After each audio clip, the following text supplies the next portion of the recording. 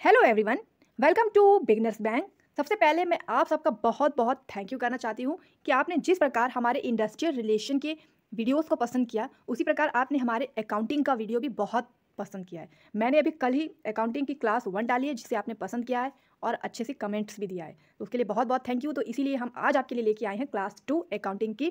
तो चलिए इसमें कुछ इंपॉर्टेंट चीज़ें देख लेते हैं। वैसे कल हमने अकाउंटिंग क्या होती है, अकाउंटिंग कितने प्रकार की होती है और अकाउंटिंग के कुछ इंपॉर्टेंट टर्म्स को समझा था, लेकिन अभी जो अकाउंटिंग की इंपॉर्टेंट टर्म्स हैं वो भी बाकी हैं, क्योंकि अभी हमने सिर्फ कुछ ही टर्म्स को वहाँ पर देखा था, कुछ ही टर्मिनोलॉजीज़ को देखा था। अभी हम कुछ टर्मिनोलॉजीज़ को और देखेंगे। और जो अकाउंटिंग क्या होती है ये बहुत मोस्ट इंपॉर्टेंट है ईओ एओ के लिए और एपीएफसी दोनों के लिए। अगर आप प्रीवियस ईयर के पेपर्स उठा करके देखते हैं तो आप देखेंगे कि अकाउंटिंग की डेफिनेशन से रिलेटेड भी क्वेश्चंस वहाँ पर आए हैं। वो किस प्रकार आए हैं, चलिए अब हम इसे देख लेते हैं।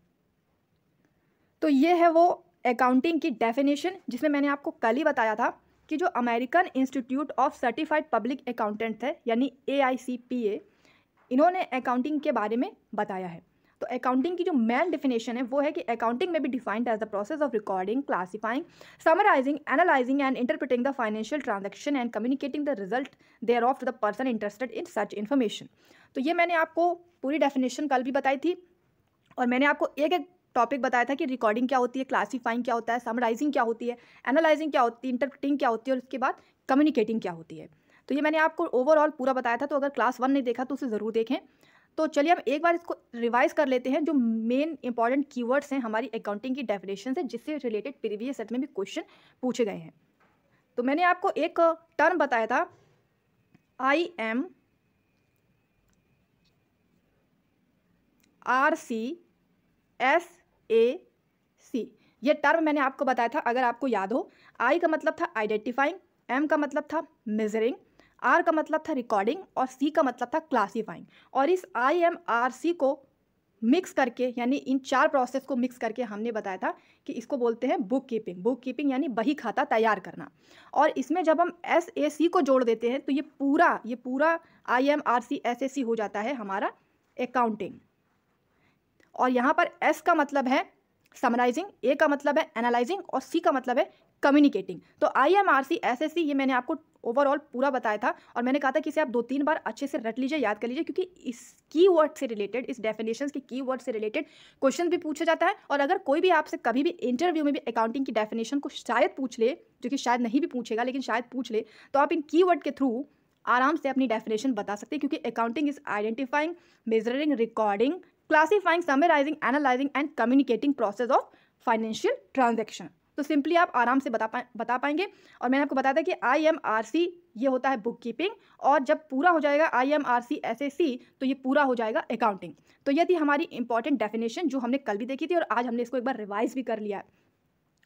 इसके बाद हमने कुछ टर्मिनोलॉजीज देखी थी, जिसमें हम लास्ट में आए थे अपने एसेट्स में और लाइबिलिटीज़ में। मैंने एसेट्स और लाइबिलिटीज़ के बारे में आपको कल बहुत बेहतरीन तरीके से बताया था, और एक फिल्म का वहाँ पे जिक्र भी किया था, जो कि है बद्रीनाथ की दुल्हनिया, क्योंकि उस फिल्म में एसेट्स एंड लाइबिलिटीज़ की बात की गई है। तो हम इसी को आगे बढ़ाते हुए चलिए कुछ इसके इंपॉर्टेंट टाइप्स देख लेते हैं। तो एसेट्स क्या होते हैं, ये मैंने आपको बता दिया था कि जो एसेट्स होती है वो हमारी संपत्ति होती है, जैसे कि प्रॉपर्टी बोल लीजिए, संपत्ति बोल लीजिए, परिसंपत्ति बोल लीजिए, या फिर एसेट्स बोल लीजिए। जैसे कोई बिजनेस हो रहा है तो बिजनेस में जो प्रॉपर्टी है, जो बिल्डिंग है, जो लैंड है, जो मशीनरी है, ये सब क्या होते हैं, ये एसेट्स होते हैं। एसेट्स 3 प्रकार के होते हैं। एक तो होता है एज पर द कन्वर्टिबिलिटी का मतलब होता है कि ऐसे एसेट्स जिन्हें बहुत आसानी से आप कन्वर्ट कर सके, मतलब उसे बदल सके, किसमें, कैश में, मनी फॉर्म में। एक होगा as per the physical existence, यानी कि एक फिजिकल एग्जिस्टेंस के आधार पर एसेट्स होते हैं। फिजिकल एग्जिस्टेंस का मतलब होगा कि किसी एसेट्स की फिजिकल एग्जिस्टेंस है, यानी कोई एसेट्स है जो भौतिक रूप से हमें दिखाई देता है, और कोई एसेट्स होता है जो हमें भौतिक रूप से दिखाई नहीं देता। और एक होगा as per the purpose of usage, यानी कि कुछ एसेट्स होते हैं जो यूसेज के आधार पर बांटे गए हैं। तो सबसे पहले हम कन्वर्टिबिलिटी में देखेंगे। एक होता है करंट एसेट्स, एक होता है non current assets. Current assets वो एसेट्स होते हैं जो, मान लीजिए कि आपकी ऐसी संपत्ति जो आपको तुरंत कैश प्रोवाइड करा दे। जैसे कि मान लीजिए कि आपका कोई बिल्डिंग है, तो वो इतनी जल्दी हो सकता है कि आपको कैश प्रोवाइड ना करा सके। मान लीजिए आपको कैश की ज़रूरत है और आपके पास बिल्डिंग है, लेकिन अब इतनी जल्दी बिल्डिंग तो सेल नहीं होगी ना, तो बिल्डिंग सेल होने में थोड़ा टाइम भी लग सकता है। लेकिन करंट एसेट्स का मतलब होता है कि जो बहुत जल्दी, यानी करंट टाइम में, बहुत ही कम समय में एसेट्स हमारी जो मनी फॉर्म में, कैश फॉर्म में कन्वर्ट हो जाए, उसको करंट एसेट्स बोलते हैं। तो करंट एसेट्स हमारी बिल्डिंग नहीं हो सकती।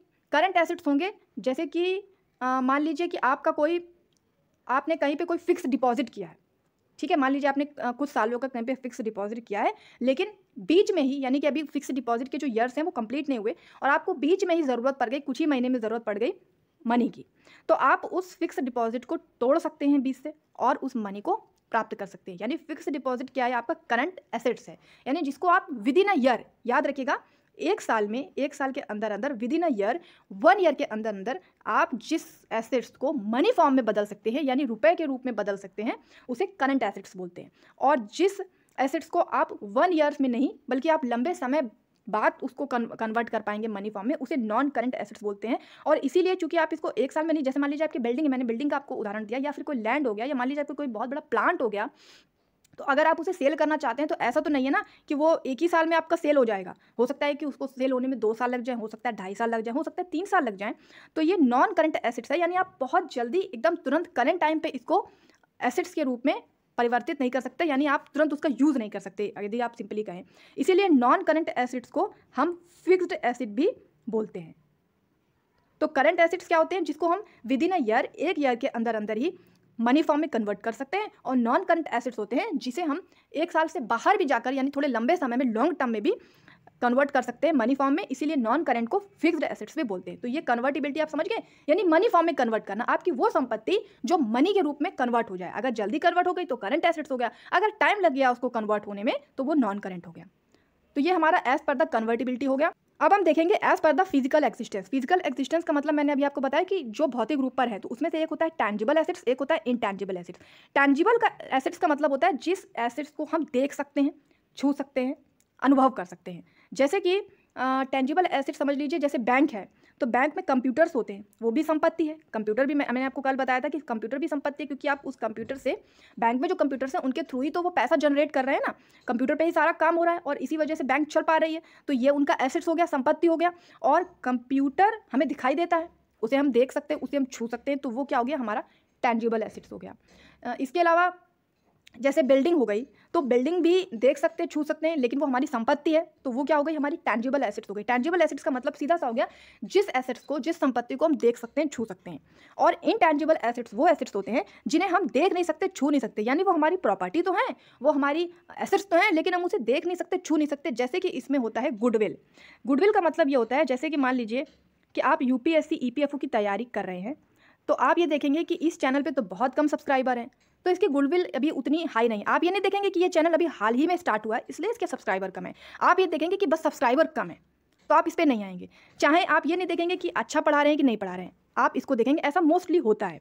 लेकिन अभी कोई और चैनल होगा जिस पे 1 लाख के करीब सब्सक्राइबर हो या समथिंग और भी ज़्यादा सब्सक्राइबर हो, तो आप क्या देखेंगे कि यहाँ पे सब्सक्राइबर ज़्यादा है, इसका मतलब ये अच्छा चैनल है, तो हम यहीं पे पढ़ेंगे। तो ये क्या है कि वो वाकई में अच्छा काम कर रहे हैं कि नहीं कर रहे हैं ये डिपेंड नहीं करता, लेकिन इनकी एक गुडविल है, वो गुडविल सब्सक्राइबर के रूप में आपको दिख रही है, ये हो जाएगा इनटैंजिबल एसेट्स। यानी कि एक उनकी संपत्ति है, एक उनका नाम समझ लीजिए है, एक उनका रुतबा है जिसकी वजह से वो अर्न कर पा रहे हैं, तो ये उनकी संपत्ति है, उनका इनटैंजिबल एसेट्स है। इसी प्रकार कॉपीराइट होता है, किसी चीज़ पे कॉपीराइट हो गया, अब वो चीज़ ज़रूरी थोड़ा कि आप देख सकते छू सकते हैं, लेकिन उस चीज़ पर आपका कॉपीराइट है, तो कॉपीराइट हो गया, गुडविल हो गया, पेटेंट्स हो गया, ये होते हैं हमारे इनटैंजिबल एसेट्स। तो आप समझ गए कि फिजिकल एग्जिस्टेंस के आधार पर 2 एसेट्स हैं, tangible assets and intangible assets.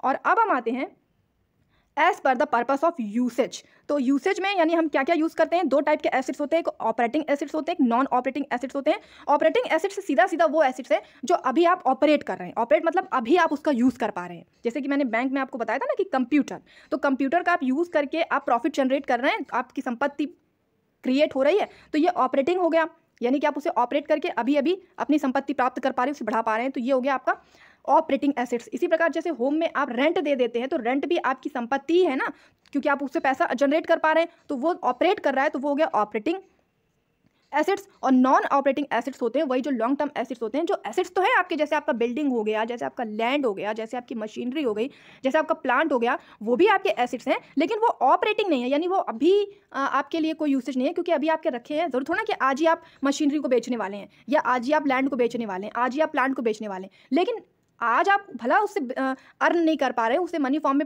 ला नहीं पा रहे, उसे प्रॉफिट नहीं ला पा रहे हैं, लेकिन वो आपके एसेट्स हैं, जब आपको ज़रूरत पड़ेगी तो आप उसे आराम से बेच करके लाभ ले लेंगे। तो ये जो नॉन ऑपरेटिंग है, यानी अभी आप ऑपरेट नहीं कर रहे उसे, लेकिन एसेट है वो, तो ये हो गया नॉन ऑपरेटिंग और ऑपरेटिंग एसेट्स। तो आप समझ गए कि टाइप्स के आधार पर 3 प्रकार के एसेट्स हमने देखे, कन्वर्टिबिलिटी के आधार पर 2, फिजिकल एग्जिस्टेंस के आधार पर 2 और पर्पस ऑफ यूसेज के आधार पर 2। अब कुछ इसके हम एग्जाम्पल देख लेते हैं तो हमें और अच्छे से समझ में आ जाएगा।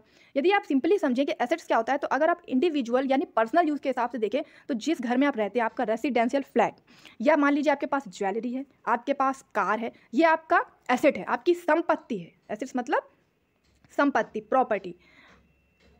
और इसी प्रकार जो बिजनेस होते हैं, जो ऑर्गेनाइजेशंस होती हैं, उनके क्या क्या एसेट्स होते हैं, जैसे उनकी फैक्ट्री बिल्डिंग्स हो गई, उनके प्लांट्स हो गए, मशीनरीज हो गई, या फिर उनके कॉर्पोरेट ऑफिसेस हो गए। तो ये मैंने थोड़ा सा सिंपल समझाने के लिए आपको ये 2 एक्स्ट्रा रखे हैं कि आप समझ पाएँ, एग्जाम्पल्स के थ्रू जल्दी समझ में आता है कि एसेट्स का मतलब क्या है। जो आपकी संपत्ति है, और वो इंडिविजुअल भी हो सकती है, वो ऑर्गेनाइजेशन वाइज भी होती है, वो गवर्नमेंटल भी हो सकती है। तो ये हो गई हमारी एसेट्स। और एसेट्स के बाद हमने पढ़ा था लायबिलिटी के बारे में। तो लायबिलिटी क्या होती है, ये मैंने आपको पिछले वीडियो में बता दिया था क्लास 1 में, फिर भी आप जानना चाहें तो मैं आपको सिंपली बता दूं कि लायबिलिटी का मतलब होता है बिजनेस में जो उधार है। क्रेडिट पे बिजनेस काफ़ी हद तक रन होता है, क्योंकि अब इतना बड़ा बड़ा सामान लेना है, इतना भारी मात्रा में माल लेना है, तो ज़रूरी थोड़ा कि हर बार हम कैश ही दे रहे हैं। तो लायबिलिटी एक तरह का उधार जो बिजनेस के लिए इंपॉर्टेंट है। और ये 3 प्रकार की होती है, एक होती है करंट लायबिलिटीज़, एक होती है नॉन करंट लायबिलिटीज़, एक होती है कॉन्टीजेंट लायबिलिटीज़। तो उसी प्रकार जैसे हमने करंट एसेट्स और नॉन करंट एसेट्स देखे थे, बिल्कुल वैसे ही करंट लायबिलिटीज़ और नॉन करंट लायबिलिटीज़ होती हैं। करंट लायबिलिटीज़ का मतलब ये हो गया कि जो अभी अभी हमें उधार देना है। जैसे कि मान लीजिए कि आप ने कोई आपका बिजनेस है, तो आपकी इन्वेंट्री में बहुत सारा स्टॉक आपने ले लिया। इन्वेंट्री यानी ऐसी जगह जहाँ पे रखा जाता है, मैं अभी बताएंगे आपको टर्मिनोलॉजीज में। तो इन्वेंट्री में आपने स्टॉक ले लिया, अब वो स्टॉक आप हर महीने आपको बार बार लेना, कि अभी तो आप बिजनेस करोगे ना, रन कर रहे हो आप बिजनेस, तो उसको आपको हर महीने, या नहीं 1 महीने में तो 2 महीने में, 3 महीने में आप पे भी तो करोगे ना। तो ये जो करंट में आप अपना उधार चुकता कर रहे हो, तुरंत इसी समय पे आप चुकता कर रहे हो विद इन अ ईयर। याद रखिएगा, जब इसकी बात आएगी तो आप ध्यान रखिएगा कि इकोनॉमी हो या अकाउंटिंग हो, हमेशा हम 1 साल को ही लेते हैं, और हमारा फाइनेंशियल ईयर होता है 1 अप्रैल से 31 मार्च। तो 1 साल के अंदर अंदर जो आपको उधार अपना देना है, ये हो गया आपका करंट लायबिलिटीज़। और नॉन करंट इसका उल्टा हो गया कि जिसमें हम लॉन्ग टर्म उधार ले रहे हैं, यानी लंबा उधार ले रहे हैं, कि आपने इतना बड़ा लोन ले लिया है जो आपको हर साल नहीं पे करना है, आप 2-2, 3-3 साल में पे कर रहे हो। या आप अपनी बहुत बड़ी आपने ऑर्गेनाइजेशन बनानी है, तो आपने उसके लिए करोड़ों का, अरबों का ले लिया है, तो आप उसको अब हर महीने तो नहीं करोगे ना पे, उसको आप हो सकता है साल में 2 साल में पे कर रहे हो, तो मतलब उसका जो इंटरेस्ट पे कर रहे हो, ये हो गया आपका नॉन करंट लायबिलिटीज़। तो लायबिलिटीज़ तो आप जानते हैं उधार, देनदारियाँ, और करंट जो अभी हम यूज़ कर रहे हैं तुरंत के समय, और नॉन करंट जो हम लॉन्ग टर्म में यूज़ कर रहे हैं, यानी 1 ईयर के ऊपर जा करके उसको हम चुका रहे हैं। और कॉन्टीजेंट लायबिलिटीज़ वो लायबिलिटीज़ होती हैं जो मान लीजिए कि अभी तो हमारे बिजनेस में यूज़ नहीं हो रही हैं, लेकिन ऐसी कुछ बात हो जाए, ऐसा कोई इवेंट हो जाए जिसमें हमें उधार लेने की ज़रूरत पड़ जाए। बिजनेस है, बिजनेस में तो उतार चढ़ाव होता है, ये पता नहीं कब ज़रूरत पड़ जाए उधार लेने की। तो ऐसी लायबिलिटीज़, ऐसा उधार, ऐसी देनदारी जो हमें ज़रूरत एकदम से पड़ गई है, कोई ऐसा इवेंट हो गया, कोई ऐसी बात हो गई, कोई ऐसी घटना हो गई है जब हमें इसकी ज़रूरत पड़ गई है, तो उसे हम बोलते हैं कॉन्टीजेंट लायबिलिटीज़। तो आप ओनर की इक्विटी को कैसे समझेंगे कि ओनर की जो एसेट्स है, यानी जो ओनर की संपत्ति है, उसमें जब उसका उधार घटा देंगे, क्योंकि संपत्ति का मतलब क्या होता है, वो संपत्ति जो हमें किसी को देनी नहीं है, तो देने के बाद जो भी उधार था, जो भी समथिंग था, हमने दे दिया, अब जो बचा वो हमारा है, तो वो हो गई हमारी ओनर की इक्विटी। इसी प्रकार एसेट्स क्या होते हैं, एसेट्स होते हैं लायबिलिटी प्लस इक्विटी। तो एसेट्स में क्या आएगा कि लायबिलिटी भी आएगी और इक्विटी भी आएगी। इक्विटी होती है यानी मालिक की संपत्ति, एक तरह से समझ लीजिए, उसका पूरा का पूरा व्यवसाय, पूरा उसकी ओनरशिप। तो जो इक्विटी है, और अब इक्विटी के साथ उधार भी तो देना है ना, तो एसेट्स के अंतर्गत दोनों चीज़ें आ जाएंगी, लायबिलिटीज़ भी और इक्विटी भी। तो ये हो गई हमारी types of assets and types of liabilities. अब एसेट्स और लायबिलिटीज़ के कुछ यहाँ पर हम एग्जांपल्स देख लेंगे तो और अच्छे से हमें बिल्कुल क्लियर हो जाएगा। एसेट्स में होता है जैसे कैश हो गया, मैंने एसेट्स बताया ना संपत्ति, तो कैश हो गया, इन्वेंट्री हो गई, रियल इस्टेट हो गया, इक्विपमेंट्स हो गए यानी जो भी सामान हम यूज़ कर रहे हैं अपने बिजनेस में, व्हीकल्स जो भी हम व्हीकल्स यूज़ कर रहे हैं अपने बिजनेस में, अकाउंट्स रिसीवेबल हो गए, जो भी अकाउंट हम रिसीव कर रहे हैं, ये सब हमारा एसेट्स हो गया। और लायबिलिटीज़ में हमारा क्या आएगा कि एम्प्लॉय का जो वेजेस है, यानी हमने अपनी कंपनी में एम्प्लॉयज़ रखे हैं तो उन्हें वेतन भी तो देना है ना, तो ये हम हर महीने दे रहे हैं, तो ये हमारा क्या है, लायबिलिटी है, एक तरह का उधार है, एक तरह की देनदारी जो हमें देनी है। एम्प्लॉय के जो बेनिफिट्स हैं वो हमें उसे प्रोवाइड कराने हैं, तो ये भी लायबिलिटीज़ है। लॉन्ग टर्म लॉस है, अब बहुत लंबे समय में कोई लॉस हो गया तो ये भी लायबिलिटीज़, और ये लॉन्ग टर्म में लॉस में क्या हो जाएगा हमारा नॉन करंट लायबिलिटीज़, या फिर वेंडर का जो पेमेंट हमें करना है, ये हमारी लायबिलिटीज़ हो गई। तो एसेट्स और लायबिलिटीज़ को आई थिंक आप बहुत बेहतरीन तरीके से अगर समझ गए हैं तो प्लीज़ वीडियो को लाइक करें, और चलिए हम आगे की टर्मिनोलॉजीज़ को अब देखते हैं। अब हम देखेंगे कैपिटल। कैपिटल का मतलब सीधा सा होता है पूंजी, यानी जब कोई बिजनेस बनाया जाता है तो उस बिजनेस में सबसे पहले कोई पूंजी लगाई जाती है। भाई आप पैसा लगा के तो बिजनेस स्टार्ट करेंगे, चाहे कम पैसा लगाएं चाहे ज़्यादा पैसा लगाएं, लेकिन कुछ ना कुछ तो पैसा लगाना पड़ेगा, तभी बिजनेस आप स्टार्ट कर पाएंगे। तो कैपिटल का सीधा सा मतलब है कि जो अमाउंट आप अपने बिजनेस को स्टार्ट करने के लिए इन्वेस्ट कर रहे हैं उसको हम कैपिटल बोलते हैं। Amount invested by the owner in firm is known as capital. It may be brought in form of cash और assets by the owner for the business entity capital in an obligation and a claim on the assets of business। अब देख लेते हैं sales and revenue क्या होता है। Sales तो आप समझ गए होंगे कि सेल करना है यानी बेचना, तो sales are total revenues from goods और सर्विसेज सोल्ड और प्रोवाइडेड टू कस्टमर। सेल्स में भी कैश सेल्स और क्रेडिट सेल्स। तो सेल्स कुछ नहीं है, जो हम बेचते हैं वही हमारा सेल्स होता है, और सेल्स जो होते हैं वो टोटल रेवेन्यू होते हैं फ्रॉम गुड्स और सर्विसेज के। मतलब कहने का है रेवेन्यू का मतलब होता है जो आपको सेल करने के बाद पैसा मिल रहा है। राजस्व बोलते हैं जिसको हिंदी में, रेवेन्यू को हिंदी में बोलते हैं राजस्व। इकोनॉमिक्स में आप देखेंगे कि इसको राजस्व बोलते हैं। तो अब आपने कोई चीज़ अगर सेल की, कोई चीज़ बेची, तो आपको पैसा मिलेगा ना, तो वो आपका रेवेन्यू हो गया। और सेल्स दो प्रकार के होते हैं, एक तो कैश सेल्स होता है, क्रेडिट सेल्स होता है। अब सीधे आपने बेचा और आपको सीधे मनी मिल गया तो वो हो गया आपका कैश सेल्स। लेकिन अगर आपने बेचा और सामने वाले ने कहा जिसको आपने बेचा है कि मैं आपको 1 महीने बाद पैसा दे दूंगा या 2 महीने बाद दे दूंगा, अभी मेरे पास नहीं है, तो वो आपने उधार पर सेल कर दिया, ये हो गया आपका क्रेडिट सेल। तो ये आपका कैपिटल और सेल समझ में आ गया होगा। चलिए आगे बढ़ते हैं। अब हम देखेंगे एक्सपेंसेस एंड एक्सपेंडिचर। अब एक्सपेंसेस भी होता है खर्च और एक्सपेंडिचर भी होता है खर्च। तो दोनों में डिफरेंस क्या है? दोनों में बहुत सिंपल और सीधा सा डिफरेंस है। जब आप अपने बिजनेस में जो छोटे छोटे खर्च कर रहे हैं, जो डेली बेसिस पे आपके होने हैं या मंथली बेसिस पे आपके होने हैं या वीकली बेसिस पे आपके होने हैं, वो उन्हें हम एक्सपेंसेस बोलेंगे। और जो बड़े बड़े खर्चे हैं, जो काफ़ी बड़े बड़े हैं, मशीनरी आपको लगानी, अब मशीनरी आप हर महीने तो नहीं लगाएंगे ना। मशीनरी आपने एक बार लगा दी, कम से कम 3-4 साल तो आपको नहीं कुछ भी करना पड़ेगा। 3-4 साल बाद ही होगी अगर वो ख़राब भी होती है पूरी तरह से। तो एक्सपेंडिचर खर्च है और एक्सपेंसेस भी खर्च है। लेकिन जब हम छोटा खर्च करेंगे बिजनेस में तो उन्हें एक्सपेंस बोलेंगे, और जब हम बड़ा खर्च करेंगे तो हम उसे एक्सपेंडिचर बोलेंगे। तो ये दोनों को आप मतलब हिंदी में अगर समझ गए तो मैं यहाँ लिख देती हूँ खर्च। तो आप एक बार इसकी डेफिनेशन देख लीजिए। Cost incurred by a business in process of earning revenue are known as expenses. यानी जो भी कॉस्ट हमें मिल रही है बिजनेस के द्वारा और जिसके थ्रू हम रेवेन्यू को जनरेट कर पा रहे हैं उसको हम एक्सपेंसेस बोलते हैं। यानी जो भी हम खर्चा कर रहे हैं उसके, भाई हम खर्चा करेंगे, कुछ ना कुछ लगाएंगे बिजनेस में, तभी तो जाकर हम कमा पाएंगे ना, वो रेवेन्यू जनरेट करके देगा, तो वो हमारा खर्चा हो गया एक्सपेंसेस। इसको हम बोलते हैं generally expenses are measured by the cost of assets consumes और services used during an accounting period. और हम अकाउंटिंग पीरियड का मतलब मैंने आपको पहले बताया कि अकाउंटिंग पीरियड बोल लीजिए, इकोनॉमिक पीरियड बोल लीजिए, वो सिर्फ 1 ईयर का होता है, जो कि मैंने आपको बताया कि 1 साल के अंदर अंदर जो भी एसेट्स कंज्यूम किए जा रहे हैं, जो भी सर्विसेज यूज्ड की जा रही है और उसके द्वारा जो रेवेन्यू जनरेट हो रहा है, तो हम खर्चा तो पहले कर रहे हैं, वो हमारा एक्सपेंस हो गया। अब ये छोटे छोटे खर्चे क्या क्या हो सकते हैं, जैसे रेंट हो गया देना, वेजेस हो गया, सैलरीज हो गया, इंटरेस्ट हो गया, कॉस्ट ऑफ हीटर हो गया, लाइट हो गया, वाटर हो गया, ये सारी व्यवस्थाएं तो बिजनेस में करनी पड़ती हैं छोटी छोटी। तो ये एक्सपेंसेस हो गया छोटा खर्च, इसको एक्सपेंस बोलेंगे। एक्सपेंडिचर में क्या क्या आएगा, जैसे कि आपने मशीनरी लगाई, जैसे कि आपने फर्नीचर इंस्टॉल करवाया, तो ये जो बड़े बड़े खर्चे हो जाएंगे इसको हम बोलेंगे एक्सपेंडिचर। और इसको भी हम 1 साल में ही देखेंगे, विद इन अ ईयर। ये तो आप ध्यान ही रखिएगा कि अकाउंटिंग हो या इकोनॉमिक्स हो, उसको हम हमेशा 1 साल के अंदर ही अंदर देखते हैं। तो ये एक्सपेंसर और एक्सपेंडिचर आई थिंक आपको समझ में आ गया होगा। चलिए अब देख लेते हैं profit, gain and loss. Profit तो आप जानते हैं कि बिजनेस में जो भी आपने लाभ कमाया उसे प्रॉफिट कहते हैं। The excess of revenues of a period over its related expenses during an accounting year is profit. Profit increase the investment of the owner. तो अगर 1 साल के अंदर अंदर जितना पैसा आपने लगाया है और उससे आपको थोड़ा ज़्यादा पैसा ही मिल के आ रहा है, यदि सिंपली आप समझें तो ये हमारा प्रॉफिट हो गया। और प्रॉफिट जितना बढ़ता जाता है वैसे वैसे ओनर का इन्वेस्टमेंट होता जाता है। यानी कि जैसे जैसे आप सब्सक्राइब करते जाएंगे हम भी आपके लिए और बेहतरीन बेहतरीन लाते रहेंगे मटेरियल। तो प्लीज़ सब्सक्राइब जरूर कीजिएगा। तो ये आपको प्रॉफिट हो गया, मैंने अपना थोड़ा सा कहा बट आप प्रॉफिट आई थिंक समझ गए हैं। और प्रॉफिट तो वैसे भी आप समझ गए होंगे कि लाभ होता है। अब गेन क्या होता है, a profit that arises from events और transaction which are incidental to business such as sale of fixed assets, winning a court case, appreciation in value of assets. तो अब प्रॉफिट का मतलब भी लाभ होता है, यानी कोई चीज़ आप ने लगाई और उसको आपको एक्स्ट्रा मिल के आया तो वो भी लाभ हो गया, तो वो प्रॉफिट हो गया।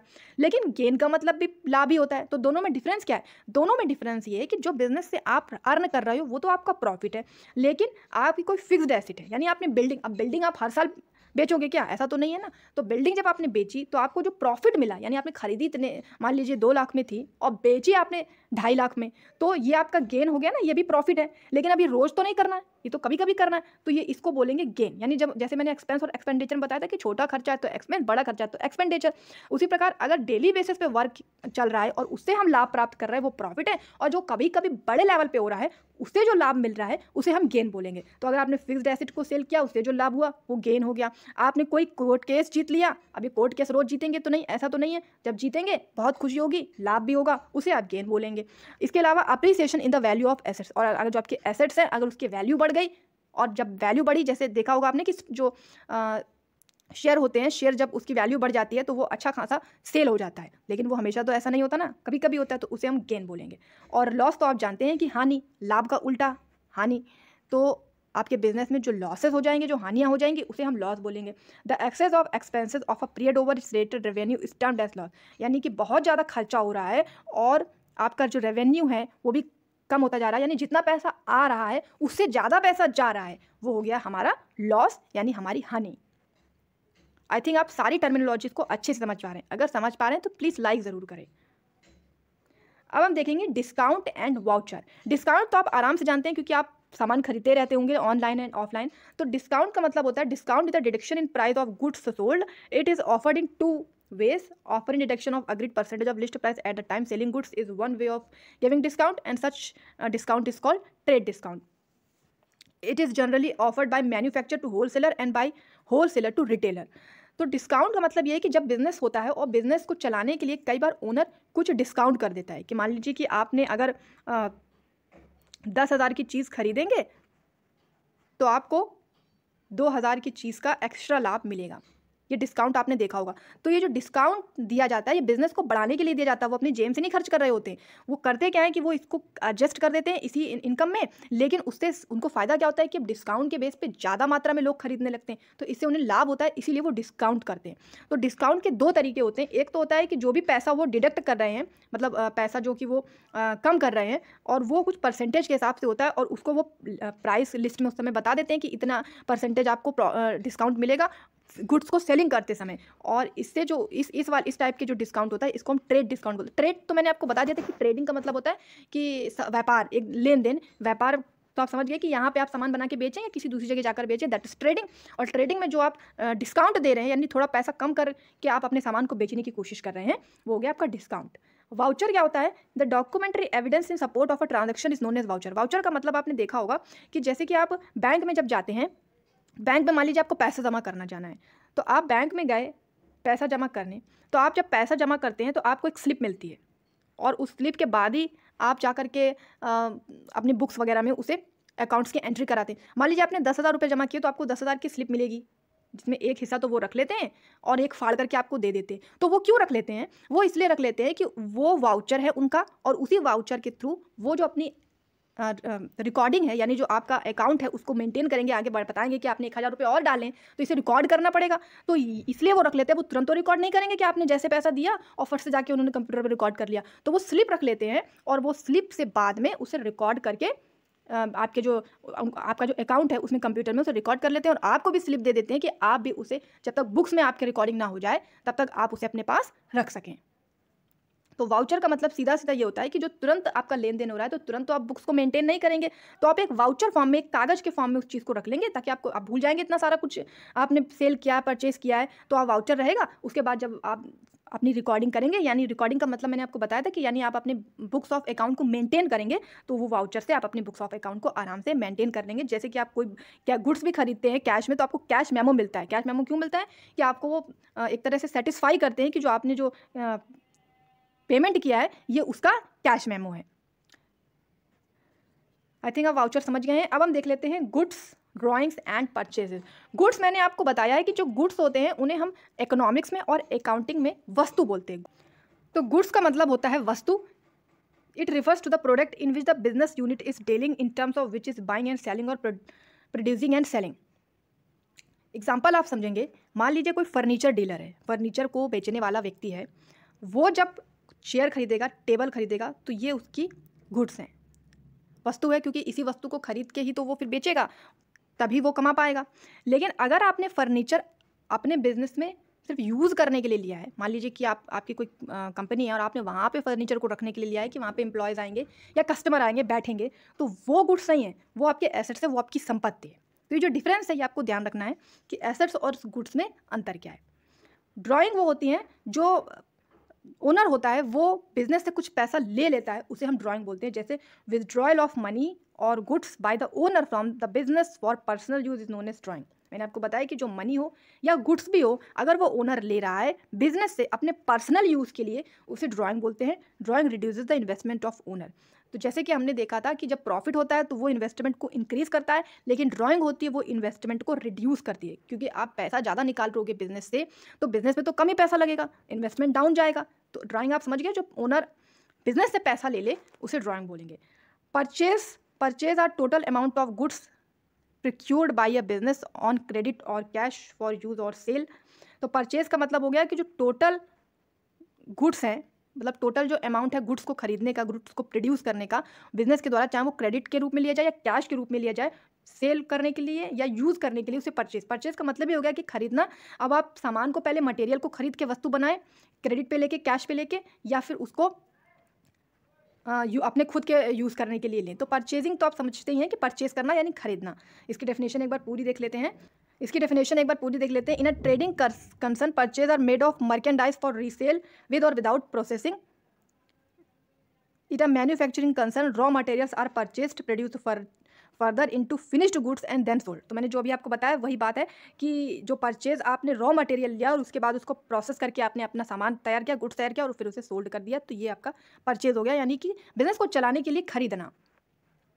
अब हम देखेंगे स्टॉक। स्टॉक होता है या फिर इन्वेंट्री, आप इसे स्टॉक बोल सकते हैं या इन्वेंट्री बोल सकते हैं। ये मैंने आपको अभी इन्वेंट्री में बताया था कि इन्वेंट्री क्या होती है।